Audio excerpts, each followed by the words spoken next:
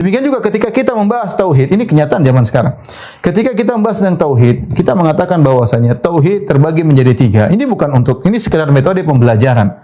Dan ini sering saya saya bahas berulang-ulang bahwasanya ini sekedar metode sebagaimana ilmu fikih dibagi menjadi hukum dibagi menjadi 5, ada wajib, ada sunnah, ada ada makruh, ada haram, ada mubah. Ini Nabi tidak pernah membagi hal ini. Cuma ini sekedar untuk memudahkan pembelajaran. Kemudian kita bilang, tauhid dibagi menjadi 3, ada tauhid rububiyah, tauhid uluhiyah, tauhid asma sifat. Rububiyah artinya apa? Kita mengakui Allah Subhanahu wa taala sendirian, esa, yang mencipta, yang mengatur alam semesta, menguasai alam semesta. Allah sendirian esa yang menciptakan, yang memiliki dan menguasai. Ini namanya rububiyah. Uluhiyah hanya Allah yang berhak untuk disembah. Semata hanya Allah yang bersembah. Asma sifat maksudnya hanya Allah yang sifatnya tidak ada yang menyamai. Maha berilmu, manusia punya ilmu tidak sama dengan ilmu Allah. Maha berkuasa, manusia punya kuasa tidak sama kuasa Allah. Ini sekedar pemetaan. Dan saya rasa orang-orang yang belajar, apalagi antum belajar di kedokteran, mengerti ini sekedar pemetaan saja. Enggak ada masalah. Kita tanya sama mereka, coba, apakah Nabi Muhammad meyakini 3 ini? Ya jelas. Kalau tanya sama Nabi Muhammad dan para sahabat, ya Rasulullah wa Abu Bakar, apakah hanya yang menciptakan, mengatur hanya Allah semata? Pasti mereka jawab iya.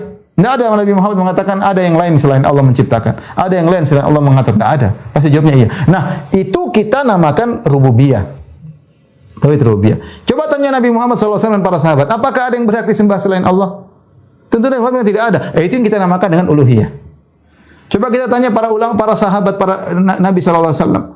Apakah ada ilmu manusia yang sama dengan ilmu Allah? Tentu mereka mengatakan tidak ada. Itulah kita sebut tauhid asma sifat. Allah Maha Esa dalam hal penciptaan, hanya Allah yang mencipta. Allah Maha Esa untuk hanya Dia yang berhak disembah. Allah Maha Esa sifatnya tidak ada yang menyamai. Nah, Nabi memang tidak membagi. Kita membagi untuk memudahkan belajar. Kenapa kita bagi? Karena ada orang yang dia hanya mengakui pada satu sisi yang lain dia tidak mengakui. Contoh, sebagian masyarakat mengakui Allah yang mencipta hanya Allah semata. Tapi dia percaya sama dukun. Dia mengakui dukun tahu ilmu gaib. Berarti dia menyamakan ilmu Allah dengan ilmu dukun.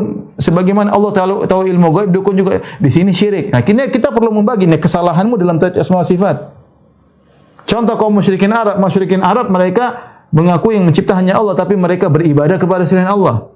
Sama dengan sebagian orang di zaman sekarang, mereka mengakui hanya Allah yang mencipta, tapi mereka menyembelih untuk jin, mereka menyembelih untuk roh. Dan ini terjadi. Nah, kita bagi ini dalam rangka untuk memetakan, jangan sampai kamu salah, kamu harus benar pada 3 poin ini. Kalau kamu benar di sini salah, berarti tauhidmu masih bermasalah. Kemudian datang sebagian dai zaman